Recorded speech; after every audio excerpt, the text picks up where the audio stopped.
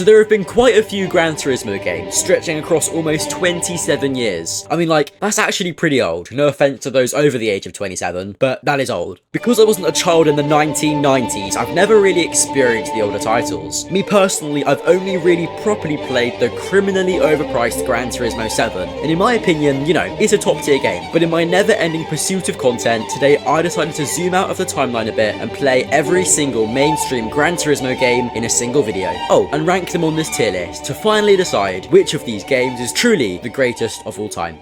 And well, believe it or not, buying all these games and the systems needed to play them wasn't actually that cheap. So make sure to subscribe to the channel to support my journey to 1k, and keep watching to the end of the video because, I mean, some of these rankings may have been slightly controversial.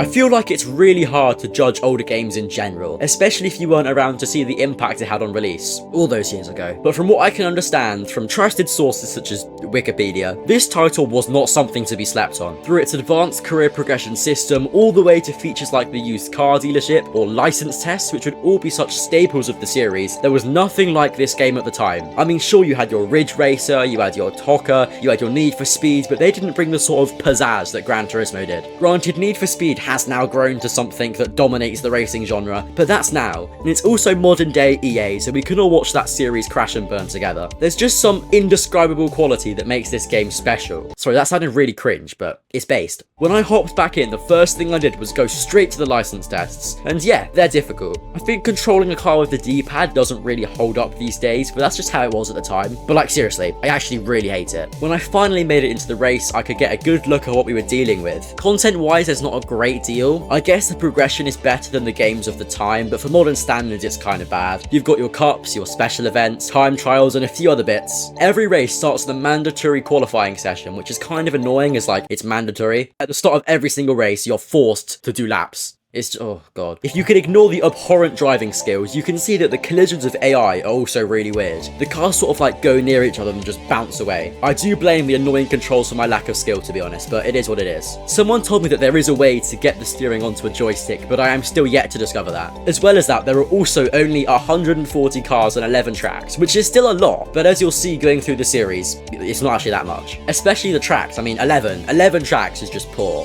As for the ranking, I mean, it's the one that set the groundwork for everything to come, but would I play it in this day and age? Probably not. And for that reason, I'm gonna chuck it in at B tier. I think if it wasn't the one that started it all, it would probably be way lower. But you have to remember that there was nothing to build on with this game. It was a new concept, and for that, you know, you have to give it credit.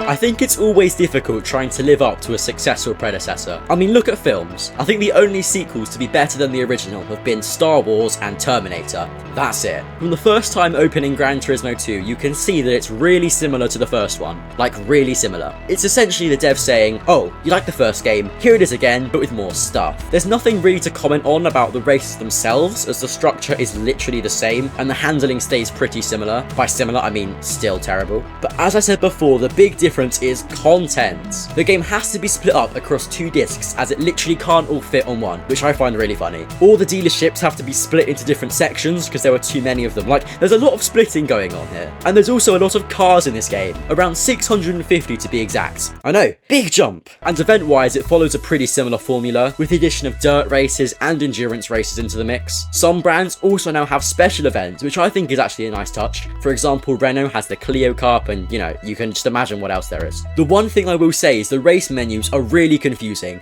Like, I genuinely don't think they could have made it any less cluttered and difficult to understand. I mean, if you look at that and you try to understand what you're doing, you just can't. Even if you're like a seasoned pro, if you look at the menus in this game, you're confused. Don't lie, you're confused. I've kept this review brief, I know, and that's because there's nothing really much to say about it. Does it reinvent what the first game did? No. It's almost like they released a DLC for the first game, adding in new cars and tracks, but that's not necessarily a bad thing. I mean, if it ain't broke, don't fix it. But for me, what with all the potential to build upon the original, I can't really put a glorified DLC of an okay game going into B tier, so C tier. And before I get onto the fan favourite third game, if you haven't subscribed yet, subscribe now, please. Just do it now.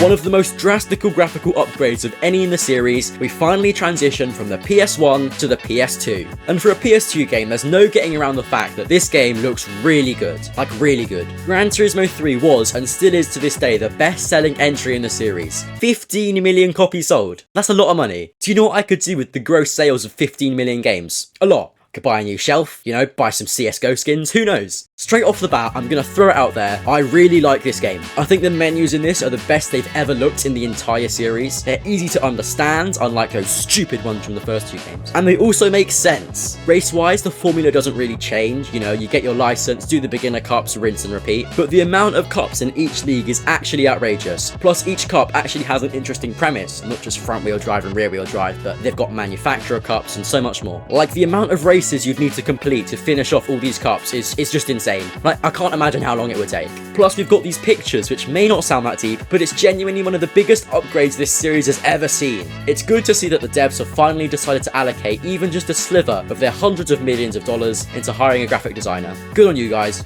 good on you. But most importantly, the biggest upgrade of this game, aside from like the visuals and everything else, is that the cars now control by default with a joystick. I know, it's a big revelation for the series. When you race, for one, the cars don't handle like you're playing with a keyboard and mouse, but also this game's AI drivers are actually competent. So having a race is now possible, which is what I like to see, especially from a racing game. As well as all this jazz, qualifying is now optional. You can start from the back by default, or you can choose to qualify to improve your position. I actually think this is a really cool concept, and it's something that even Gran Turismo 7 should be doing. The only issues I really have are with the car selection. There's 180 cars, which is, you know, Gran Turismo 1 numbers isn't that strong. Plus, there's no used car dealership. In what world would a Gran Turismo game be better without the used car dealership? Why? What's the point? I don't know. So for that reason, it's going above the others, and it's a great game in A tier. I feel as if all the Gran Turismo games can be paired up based on the systems. 1 and 2, 3 and 4, and as we'll see later, 5 and 6, and then Sport and 7. The second in the pair always has the disadvantage of getting no system upgrade, but instead the job of adapting. See that? That was an intelligent thing I just said. Quite proud of that. Similarly to the second game, Gran Turismo 4 has the job of adapting the third into something better, but while still putting a fresh spin on it. And from the moment I saw the map, I didn't really like it. I mean, it's not really that bad, and it may sound as if I'm putting a lot of effort into the menu screen, but agree or disagree, you know, it's an integral part of the game. It's just too white, like clinically white. And that, believe it or not, is where the drawbacks mostly end. This is essentially everything that made GT3 good, but with like 5 times the cars. But what with the new layout, it still feels fresh. The used car dealership is back, which is great to see, and along with it there are modes such as driving missions. The variety of cups and races themselves isn't that different to its predecessor, so there's not much to touch on there. Aside from that the menus look worse, but you know. When I was playing, there was something about the cars that made them feel smoother to drive. I don't know if that was just me or what, but it was noticeable. The game just feels more at home on the controller, I guess. As well as normal racing, there's also something called director mode, where you essentially act as a manager, setting the pace and deciding when to overtake and stuff. To be honest, you know, I didn't actually like it. Think F1 manager, but with shoddier cars and a shoddier concept. The thing I will say about this game is, although it's a bit of a weird point, it just lacks a feeling which really sets it back. That may not make sense, but in my head, that makes perfect sense. I can't put it higher than the third game, so it's going below the third game, but also in A tier. For many people, Gran Turismo 5 was the turning point for the series, but not in a good way. It sort of marked the downturn for the future installments in the series. Now personally, I was really excited to check this game out, for a couple of reasons. Firstly, to see the upgrade from PS2 to PS3, but also because this is the only Gran Turismo game to actually have the Top Gear test track. No, scrap that, it's the only PlayStation game to have the Top Gear test track. If you don't live in the UK, or you've never really watched Top Gear, that may not sound that deep, but as a person who grew up watching it, I was so excited to play this game. Unfortunately though, I had a lot of issues with Gran Turismo 5, but not in the way you might think. I actually couldn't get this game to work at all. It kept freezing on the load menus and crashing when installing content. I tried 2 copies of the game on 2 different PS3s and neither would work. I looked on those clutch Reddit and Quora forums and I saw that loads of other people had the same issue and basically there was like no fix. It's a bit annoying, so gameplay wise I can't really give any opinions. It's okay though, because GT6 is coming up in a sec and it's basically the same. But after viewing people play the game, the thing I will say is that the menus look awful. Like, why get rid of the map? Why? What is this? People don't really like this game. I couldn't even play this game. Unfortunately, it will go to B tier, but purely over the fact that it's broken.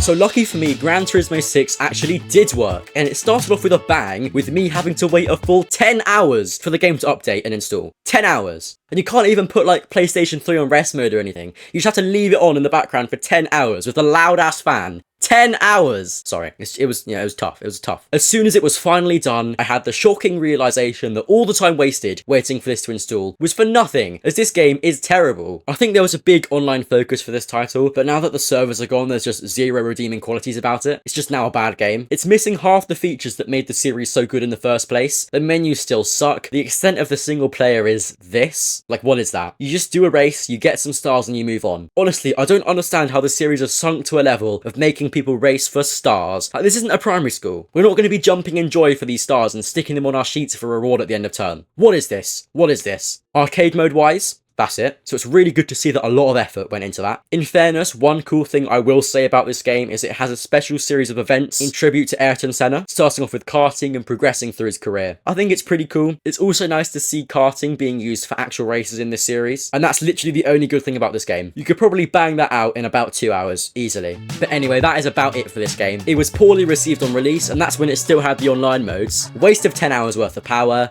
D tier game.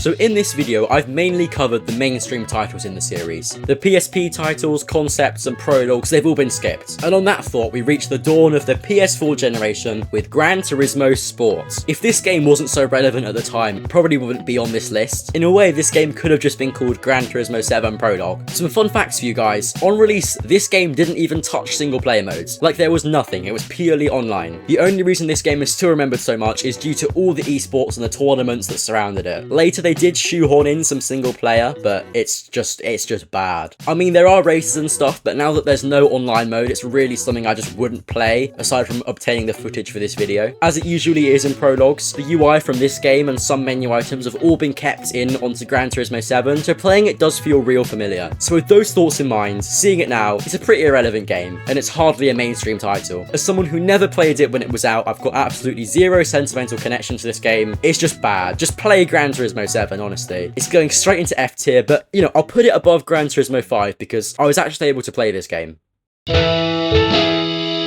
If you're watching this video, chances are you've played the hell out of this game, so I'm gonna keep it brief. This is a good game. Some people may disagree, but that's not relevant to me. They've brought back the map and given it a modern twist, which is literally the best thing they could have done for this series. Everything's just better. The license tests look better, we've got driving missions again, the used car dealership is back, and we've got more things like the Legends dealerships with cars that would cost literal hundreds of pounds. I do think that is ridiculous, to be honest. Now, instead of doing set cups, the career has pivoted towards car collecting through the menu books. Again, some don't like it, but I like it, so that's all that's relevant for this video. Comment down below, do you like menu books? You know, I want to hear. I think it works well. Plus, once you finish them all, which will take some time, you've got all the bonus menus and the extra menus, so in short, you know, there's a lot of content in this game. I remember buying this game straight after watching the movie. I saw the movie on a plane, and as soon as we landed, I went onto the PS app, and I bought it straight away. Oh, and the movie, by the way, if you haven't watched that yet, go watch the movie. It's so good. As for my ranking, I'm sure many of you guys would have seen it coming. For me, Gran Turismo 7 goes straight into S tier,